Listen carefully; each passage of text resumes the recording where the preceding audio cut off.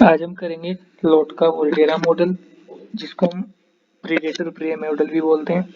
लोटका Volterra model information देता है कि कोई भी दो स्पीशीज के बीच में जो कि एक ही निश को शेयर कर रहे हैं, उन दोनों के बीच में जो कंपटीशन होगा, उस कंपटीशन का क्या रिजल्ट आएगा, क्या आउटकम होगा, उस आउटकम के बारे में लोटका वोल्टेरा मॉडल हेल्प करता है कि कौन सी स्पीशीज उस कंपटीशन को जीतेगी, कौन सी स्पीशीज हारेगी।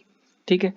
एज पर गोस एक्सक्लूजन प्रिंसिपल या फिर कॉम्पिटिटिव एक्सक्लूजन प्रिंसिपल, ये प्रिंसिपल क्या कहता है कि कोई भी दो स्पीशीज जो शेयर करते हैं सेम ही निश को या सेम ही फूड सोर्स को, वो दो स्पीशीज कभी भी एग्जिस्ट नहीं कर सकती। उन दोनों के बीच में कंपटीशन होगा ही होगा जब तक वो कॉम्प्रोमाइज नहीं करते। अगर कॉम्प्रोमाइज नहीं कर रहे then there will be a competition.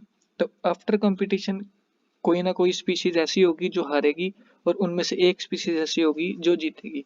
अब उस कंपटीशन का क्या रिजल्ट आएगा वो बताएगा लोटका Volterra model. लोटका Volterra model helps us in predicting the outcome of the competition. अब उस कंपटीशन में एक स्पीशीज का दूसरी स्पीशीज के ऊपर क्या इम्पैक्ट पड़ रहा है वो हमें लोटका वोल्टेरा मॉडल हेल्प करेगा।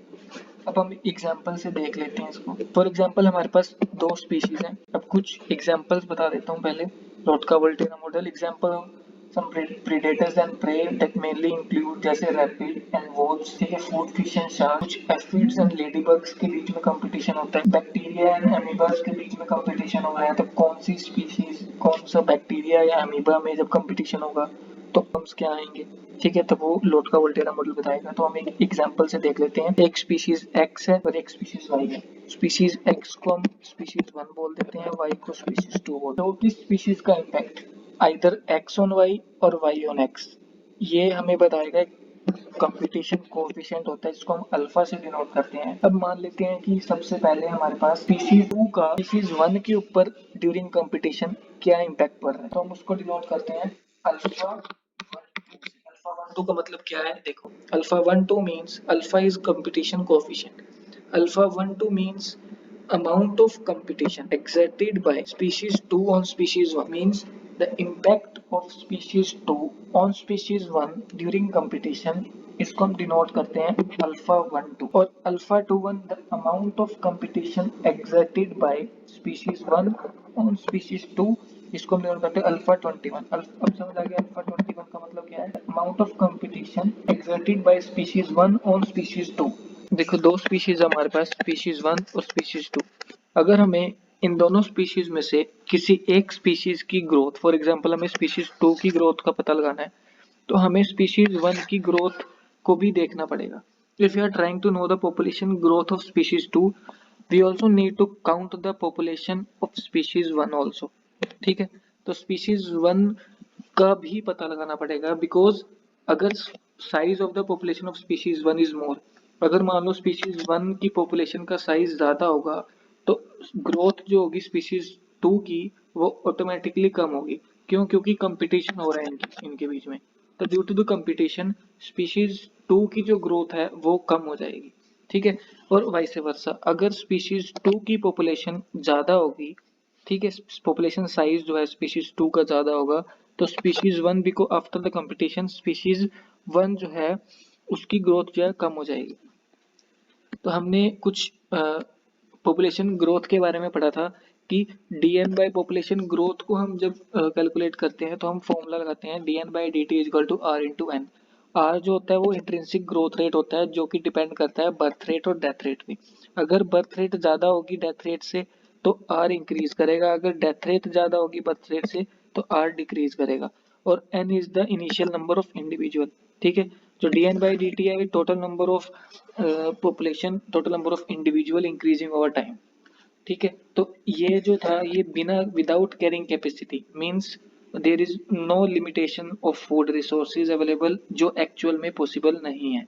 There will be a carrying capacity in the ecosystem, ecosystem के अंदर कुछ ना कुछ कैरिंग कैपेसिटी जरूर होती है।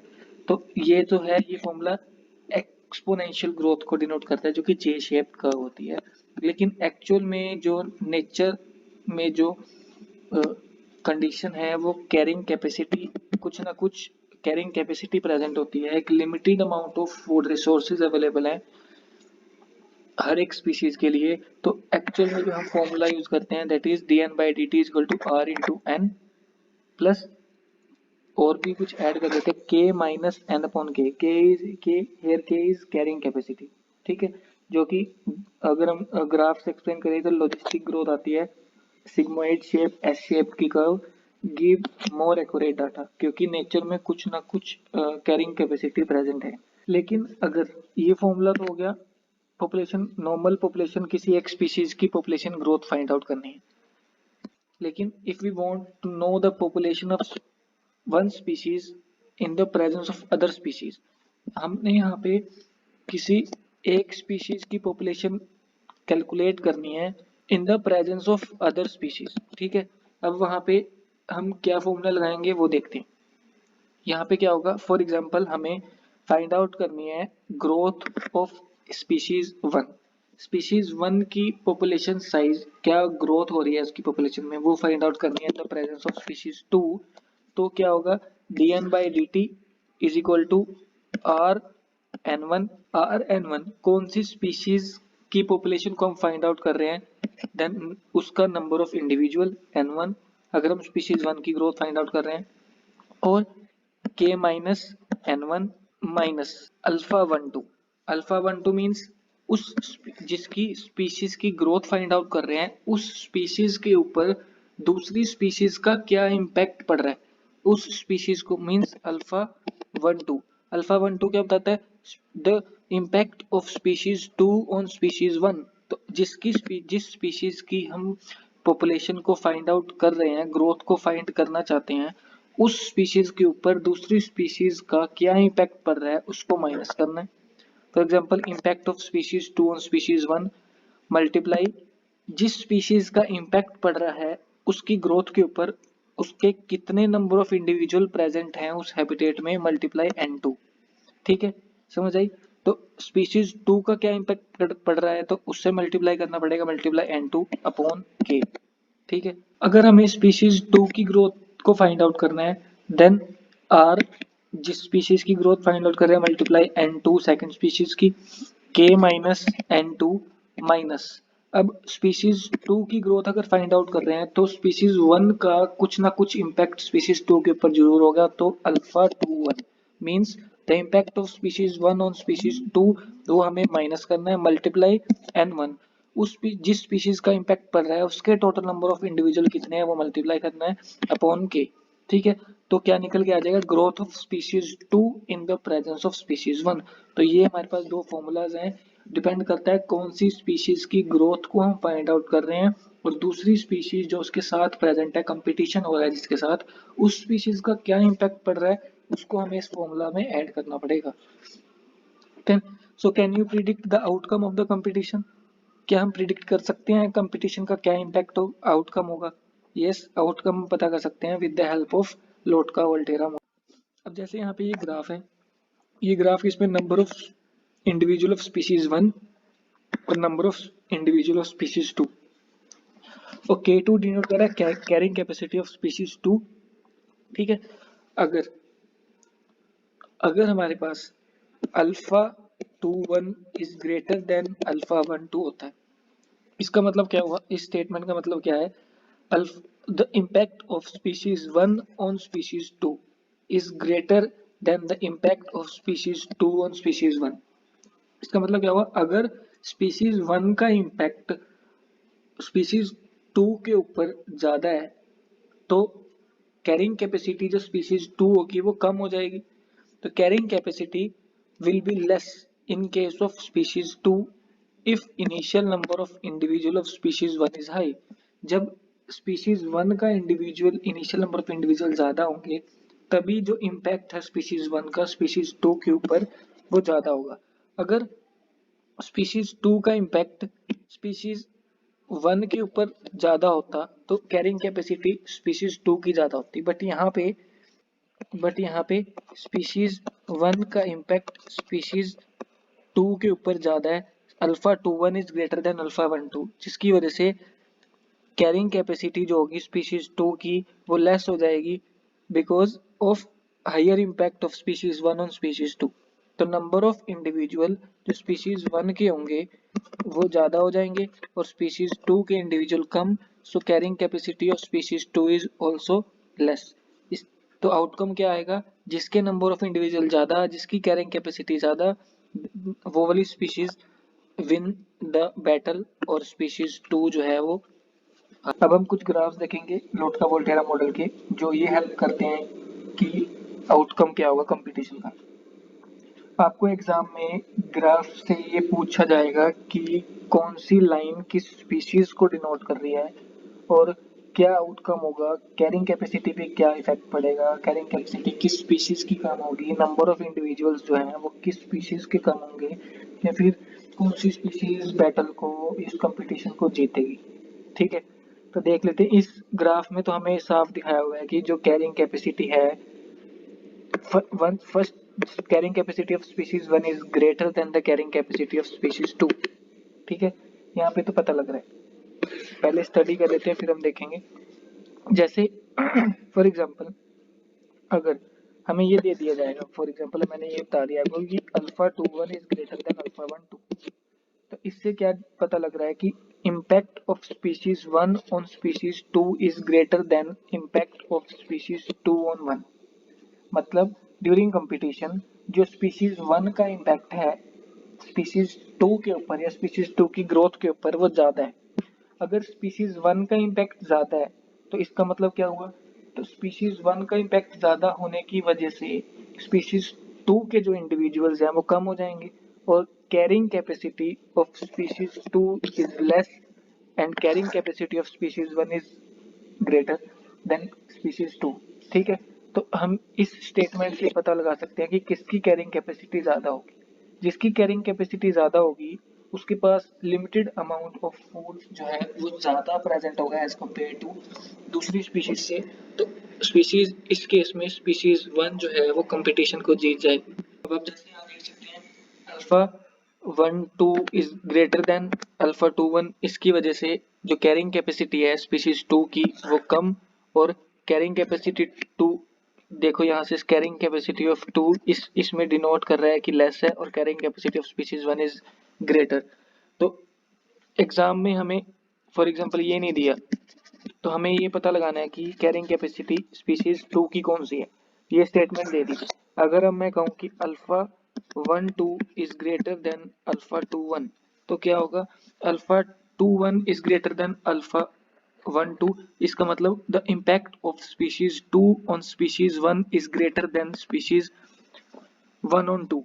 ठीक है, इम्पैक्ट सेकंड स्पीशीज का इम्पैक्ट जो फर्स्ट स्पीशीज के ऊपर वो ज्यादा है। अगर सेकंड स्पीशीज का इम्पैक्ट ज्यादा है तो कैरिंग कैपेसिटी टू की ज्यादा होगी, कैरिंग कैपेसिटी टू की ज्यादा होगी कैरिंग कैपेसिटी वन से। ठीक है, अगर कैरिंग कैपेसिटी टू की ज्यादा है, सेकंड स्पीशीज की ज्यादा है, तो नंबर ऑफ इंडिविजुअल जो है सेकंड स्पीशीज के वो ज्यादा होंगे। तो ये क्या डिनोट करेगा, ये डिनोट करेगा के टू और ये डिनोट करेगा के वन।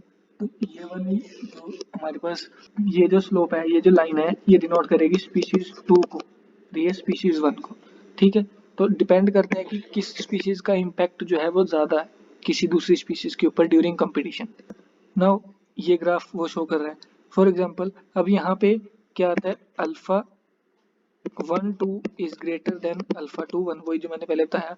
अब यहाँ पे सेकंड स्पीशीज का इम्पैक्ट ऑन स्पीशीज वन वो है ग्रेटर, तो क्या होगा, carrying capacity of two is greater in case of species two, sorry वो ग्रेटर होगा as compare to species one. तो क्या होगा, ये isocline for species one, this is for isocline for species one green line, और ये जो है ये आइसोक्लाइन फॉर स्पीशीज टू। ये जो लाइन है वो स्पीशीज टू के लिए है और ये वाली ग्रीन वाली स्पीशीज वन के लिए। हम कुछ क्वेश्चंस करेंगे तो उससे आपको अच्छी तरह समझ आ जाएगा। अब एक ग्राफ आता है जिसमें दो आइसोक्लाइंस जो हैं वो इंटरसेक्ट कर रहे होते हैं, इवेंचुअली स्पीशीज वन और टू विंस। अब इसमें क्या होता है कि either species one will win और स्पीशीज टू विल विन। कुछ क्वेश्चंस हैं वो देख लेते हैं हम। जैसे इस क्वेश्चन में क्या कह रहा है, in the column one are given equations and in column two what the equation represent. Column one and two are incorrectly matched तो हमें क्या करना है, the correct match in the sequence of the 4 equations from column 2 is, ठीक है। तो हम देखते हैं तो ये क्या कह रहे हैं, अभी हमने जो लोटकावल थ्योरम पढ़ा उसके देखो, अब जैसे d1 by D T is equal to R1 N1 K1 minus N1 upon K1, ये किसको बताता है, ये हमें पता है कि अगर यहाँ पे normal population growth find out करने का है तो K1 minus N1 upon K1, इसका मतलब क्या हुआ, ये बता रहा है लॉजिस्टिक ग्रोथ को जहाँ पे कैरिंग कैपेसिटी प्रेजेंट है। एक तो थी ये जहाँ पे जिस जो कि एक्सपोनेंशियल ग्रोथ होती है इसमें विदाउट कैरिंग कैपेसिटी, जो कि एक्चुअली पॉसिबल नहीं है, तो ये एक्सपोनेंशियल ग्रोथ बता रहा है। तो सीधा सीधा सिंपल सा एक्सप्लेनेशन है, यहाँ पे लॉजिस्टिक ग्रोथ और ये एक्सपोनेंशियल ग्रोथ, इसको मैच करो। लॉजिस्टिक ग्रोथ क्या है, ए हो गया 2, ये है एक्सपोनेंशियल ग्रोथ बी इज 4 और ये, अब ये देखते हैं, अब यहाँ पे dn by D T n1 है, n1 का मतलब ये पॉपुलेशन ग्रोथ फाइंड आउट की जा रही है इसमें स्पीशीज 1 की, ठीक है, स्पीशीज 1 की ग्रोथ। और अगर ये तो हो गया हमारे पास लॉजिस्टिक ग्रोथ तक, लेकिन माइनस अल्फा n2 अगर बता रहा है तो n2 का मतलब क्या है, मल्टीप्लाई n2 मैंने बताया था, अगर n2 से मल्टीप्लाई कर रहे हैं तो ये बता रहा है कि जिसकी ग्रोथ फाइंड आउट कर रहे हैं उसके ऊपर वो दूसरी स्पीशीज का क्या इम्पैक्ट आ रहा है, इसका मतलब n2 की स्पीशीज का impact on the growth of species n1। तो क्या होगा यहाँ पे, ये पढ़ते हैं, पॉपुलेशन ग्रोथ ऑफ स्पीशीज 1, ठीक है, यही फाइंड आउट कर रहे हैं in the presence of competing species 2, बिल्कुल सही है, इसकी प्रेजेंस में हम इसकी ग्रोथ को फाइंड आउट कर रहे हैं, तो ये मीन्स सी का 1, तो क्या आंसर होगा, ये बचा डी, तो डी का 3 और लास्ट बचा तो ए, इसका आंसर होगा ए। होप ये आपको समझ आया था। उसके बाद हम नेक्स्ट सेकंड क्वेश्चन ट्राई करके देखते हैं क्या कह रहे हैं कि in Lotka Volterra model two species competition model, पता है कि ये ये मतलब दो स्पीशीज के बीच में कंपटीशन को बताता है कि क्या आउटकम आएगा। अब हमें दो स्टेटमेंट दी हुई हैं, दो फॉर्मूला दिए हुए हैं, dn by dt is equal to Rn1 K1 minus N1 और अल्फा 1 2, मतलब ये पहली स्पीशीज की ग्रोथ को बता रहा है in the presence of another competing species जो कि स्पीशीज 2 है, और ये फॉर्मूला बता रहा है कि सेकंड स्पीशीज की growth in the presence of species 1। तो आगे क्या कह रहा है, where N represent the population size, ये पता है हमें, आर रिप्रेजेंट कर रहा है ग्रोथ को, ग्रोथ रेट को, के रिप्रेजेंट कर रहा है कैरिंग कैपेसिटी को, किसकी, ऑफ फॉर स्पीशीज 1 एंड 2, ठीक है, इस केस में स्पीशीज 1, इस केस में स्पीशीज 2। उसके बाद इंटर स्पेसिफिक कंपटीशन कोएफिशिएंट, अब ये जरूरी है, ये कह रहा है कि अल्फा 1 2 इज लेस देन 1। अच्छा, यहाँ पे एक चीज देखना कि अगर यहाँ पे ये दिया होता है अल्फा 1 2 इज लेस देन 1, इसका मतलब क्या है कि alpha 1 2 is less than alpha 2 1, ठीक है, ये याद रखना। मतलब one alpha 1 2 is less than 1 का मतलब क्या है कि the impact of species 2 on species 1 is less than, ठीक है, किससे, the impact of species 1 on 2। इसका मतलब क्या हुआ, यहाँ पे जो फर्स्ट स्पीशीज का इम्पैक्ट जो है वो स्पीशीज 2 के ऊपर ज्यादा होगा, इसका मतलब carrying capacity of species 1 is greater then carrying capacity of species 2। तो नंबर ऑफ इंडिविजुअल जो होंगे स्पीशीज 1 के वो more than number of individual species 2। तो हम देखते हैं कि इस स्टेटमेंट में कौन सी सही है। Individual of species 2 have less inhibiting effect on the individual of species 1, इसका मतलब यही है कि स्पीशीज 2 का स्पीशीज 1 के ऊपर इम्पैक्ट कम होगा, बिल्कुल ठीक है, then individuals others of their own species, ये भी ठीक है। Individual of species 2 have a great inhibiting effect on species 1, गलत है क्योंकि ये लेस देन 1 है और अल्फा 2 1 से छोटा। Individual of species 1 have less in, बिल्कुल इसके जैसा ही स्टेटमेंट है, तो ये भी रॉन्ग है, ज्यादा इम्पैक्ट है स्पीशीज 1 का स्पीशीज 2 के ऊपर। फोर्थ कह रहा है कि individual of species 1 have a greater inhibiting effect on the individual of species 2, बिल्कुल ज्यादा है, ये भी ठीक है, लेकिन इन दोनों में से ये दोनों ठीक है, बट एक्चुअल कौन सी ठीक है अकॉर्डिंग टू दिस स्टेटमेंट। तो इस स्टेटमेंट में हमें अल्फा है दोनों ठीक, इस स्टेटमेंट में हमें अल्फा 1 2 को के बारे में पूछा हुआ है, the inter specific competition coefficient of alpha 1 2 means second species का इम्पैक्ट क्या है हमें वो बताना है, इसको हम और नैरो करेंगे, ये बिल्कुल ठीक है, लेकिन यहाँ पे स्पीशीज 1 का इम्पैक्ट बता रहा है स्पीशीज 2 के ऊपर, लेकिन हमें इस स्टेटमेंट के बिहाफ पे चलना है, इस स्टेटमेंट के अकॉर्डिंग चलना है। तो इस स्टेटमेंट के अकॉर्डिंग सेकंड का इम्पैक्ट फर्स्ट पे क्या पड़ रहा है वो बताना है, तो वो पहली स्टेटमेंट बता रही है। बट इस ये ठीक ये भी है, लेकिन ये क्या कह रही है, ये स्टेटमेंट बोल रही है कि फर्स्ट स्पीशीज का क्या इम्पैक्ट है। अगर यहाँ पे अल्फा 2 1 इज ग्रेटर देन 1 होता तो ये वाली स्टेटमेंट ठीक होती, कि दोनों सेम चीजें बता रहे हैं। लेकिन पूछा क्या हुआ है यहाँ पे, फर्स्ट स्पीशीज का, यहाँ इस केस में फर्स्ट स्पीशीज का इम्पैक्ट बताते हैं, लेकिन यहाँ पे पूछा है सेकंड का क्या इम्पैक्ट पड़ रहा है फर्स्ट के ऊपर, तो हमें ये इसको टिक करके आएंगे। ठीक है, होप आपको ये समझ आया होगा। कुछ डाउट हो तो आप कमेंट सेक्शन में पूछ सकते हैं। अगर आपको और क्वेश्चंस रिवाइज करने हैं ऐसे ही वीडियो से, तो आप कमेंट सेक्शन में आप मेरे को कमेंट करके बता दो, तो मैं और कुछ ऐसी क्वेश्चंस की वीडियोस लेके आऊँगा। अगर आपको अच्छा लगा तो प्लीज़ सब्सक्राइब जरूर करना मेरा channel, and please do hit the like button also.